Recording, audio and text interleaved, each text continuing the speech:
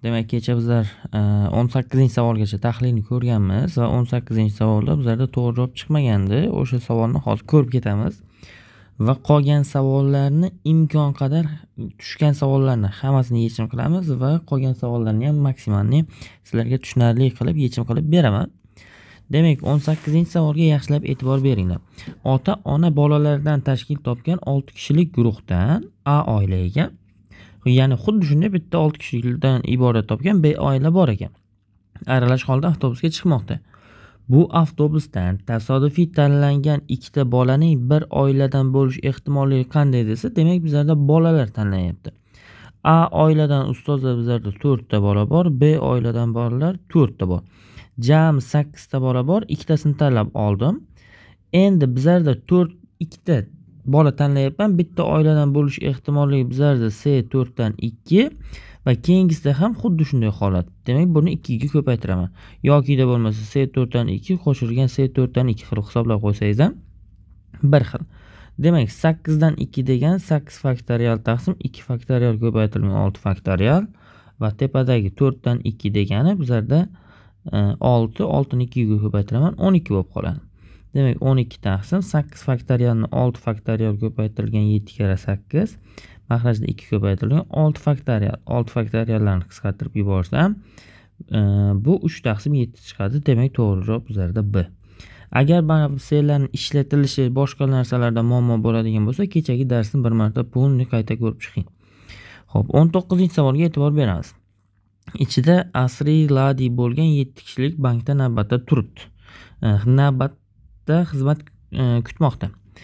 Shunga ko'ra asriy ladi oldinda turib, orasida 3 kishi bo'lish ehtimolligi qanday ekan? Demak, asriy tursin, orasida bizlarda A, B, C kishi tursin va masalan ladi tursin, orasida A, B, C kishi tursin, asriy tursin va undan oldin 2 kishi tursin. Endi mana bunday nazarda tutamiz, qaranglar. Mana bu hammasini bitta holat deb qarayman. Endi bu bizlarda oxirida kelishi mumkin, o'rtada kelishi mumkin va boshida kelishi mumkin. Jami 3 ta holatimiz bor. To'g'rimi? Demak, qaranglar. 3 ta holatimiz bor. Endi bizlarda mana shu yerda 7 kishi bormi? 7 kishini jami kombinatsiyasi qancha desa 7 faktorial. Endi bu bizlarda 3 ta holatda kelishi mumkin. Endi 3 ta holatda kelgandan keyin mana shu o'zi turgan holatida A, B, C, M, N larni joy almashishi mumkin. Demak, A, B, C, M, N larni joy almashishi bizlarda 5 faktorial. Ko'paytirilgan 5 faktorial. Endi mana buni hisoblaymiz. 3 ko'paytirilgan 5 faktorial taqsim 7 faktorial. Buni ham maydalaymiz. 5 faktorial kara 6 kara 7. 5 faktoriallar qisqarib ketdi. Demak, 1 taqsim 14 degan javob chiqar ekan. Bu bizlarda D javob. Xo'p, 20-savol. Rasmda ko'rsatilgan 3 ta turmush qurgan juftlik ichidan tasodifiy 3 kishi tanlanmoqda. Shunga ko'ra, tanlangan shaxslar orasida turmush qurgan juftliklar bo'lish ehtimolligi qancha, deyapti. Demak, mana buni A juftlik deyman, mana buni B juftlik deyman, mana buni C juftlik deyman. Jami holatim bizlarda 6 kishining ichidan 3 kishi tanlanyapti. Jami 6 taning ichidan 3 ta tanlanyapti. Endi bitta juftlikni tanlasam, kelinglar masalan A juftlikni tanlay. Buning ehtimol kombinatsiyasi 2 dan 2. Endi mana bu yerda bizlarda 4 kishi qoladi-yu. 4 kishining ichidan endi 1 kishini tanlayman. C4 dan 1. Endi bularni o'rin almashishlari bor. Ya'ni mana bu A tanlangan. Endi xuddi shu narsada masalan B ni tanlasam, qarang, endi B ni tanlasam, mana bu 4 kishining ichidan bitta tanlayman. Bu ham o'sha gap. Ya'ni qo'shaman, C2 dan 2 ko'paytirilgan C4 dan 1 qo'shaman. Yana mana buni endi C ning o'zini tanlaydigan bo'lsam va bu yoqdagi 4 tadan bittasini tanlasam, C4 dan 1 ko'paytirilgan C2 dan 2. Demak, men buni C6 dan 3 va C tepada 2 dan 2 ko'paytirilgan C4 dan 1 qilib qo'ysam bo'laveradi. Ya'ni buni yanada soddaroq tushuntiraman. E'tibor beringlar. Menda jami tanlashlarim C6 dan 3. To'g'rimi? Demak, mana buni tanlash ehtimolligi menda 1 va mana bu yoqdan 4 tadan bitta tanlayapman. Endi bizlarda o'sha B ga o'tsin, o'sha C ga o'tsin, farqi yo'q. Demak, bizlarda buning jami kombinatsiyasi 3 ta. Endi hisoblaymiz. Demak, 4 faktorial 4 ko'paytirilgan 3 mahrajda 6 faktorial taqsim 3 faktorial ko'paytirilgan 3 faktorial. Demak 4 kare 3 12 taqsim 6 faktorialni 3 faktorial kare 4 kare 5 kare 6 taqsim 3 faktorial ko'paytirilgan 6 qilaman. 3 faktoriallar bizlarda qisqarib ketadi. 6lar ham qisqarib ketadi. Demak 3 taqsim 5 bo'lib qoladi. Demak to'g'ri javob bizlarda D ekan. Xo'p, 21-savol. Quyida ko'rsatilgan 20 kishi talaba guruhida A, B, C nomli kinoteatr zallariga kirdi. A va B zallaridagi talabalar soni teng. Demak, mana buni x desak, bu ham bizlarda x ekan. C zaldagi talabalar soni A zaldagi talabalardan ko'p. Demak, bu bizlarda qandaydir A ta bo'lsin. Shunga ko'ra, talabalar tasodifiy tanlanganda birning C zalning bo'lish ehtimolligining eng kami qancha desa, demak, buning bizlarda eng kam holatini olishimiz kerak bo'ladi. Demak, x qo'shilgan A teng bizlarda 20 bo'lsin. Demak, x ga x ni qo'shsam, menda 2x qo'shilgan A teng 20 bo'lsa, demak, x teng bu yerda 6 bo'ladi. Chunki 6 bo'lgan holatida A ning o'zi eng kichkina bo'ladi. Masalan, 7 bo'ladigan bo'lsa, 6 dan katta bo'la olmay qoladi. 7 dan katta bo'la olmaydi, mana bu C zaldagilar. Demak, x teng 6 bo'lsa, C ni o'zini topadigan, mana ning o'zini topsam, menda 8 ta chiqadi usul. Demak, mana bunda 6 ta, bunda 8 ta ekan.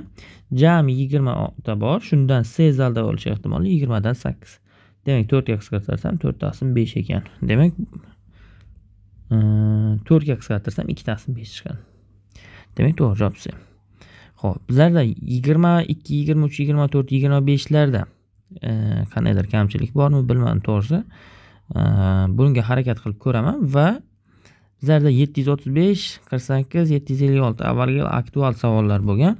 O'shalarning yechimini ko'rib ketamiz. Ya'ni ertaga sizlarda tushib qolish ehtimolligi bor. Endi ustozlar qaranglar. 3 ta idish bor. Birinchisida 5 ta ko'k, 3 ta qizil bor. Ikkinchi idishda 4 ta ko'k, 4 ta qizil bor. Uchinchi idishda 5 ta qizil, 3 ta ko'k bor. Har bir idishdan bittadan shar olinsa, uchalasi ham ko'k bo'lish ehtimoli qanday desa, endi e'tibor beramiz ustida. Uchalasi ham ko'k bo'lishi aniq. Demak, birinchisida 8 ta shar bor, ko'klar 5 ta. Ikkinchisida 8 ta shar bor, ko'klar 4 ta. Uchinchisida 8 ta shar bor, ko'klar 3 ta. Demak, mana buni hisoblashimiz kerak ekan. 15 taqsim 128 chiqadi. Demak, to'g'ri javob B ekan. Ertaga kelib qolsa ham tushgan taqdirda ham mana shu narsaga e'tiborli bo'linglar. Xo'p, nishonga urish ehtimolligi 0.6 bo'ladigan bo'lsa, tegmaslik ehtimolligi 0.4 bo'lib qoladi. Tegish ehtimolligi 0.6 ekan.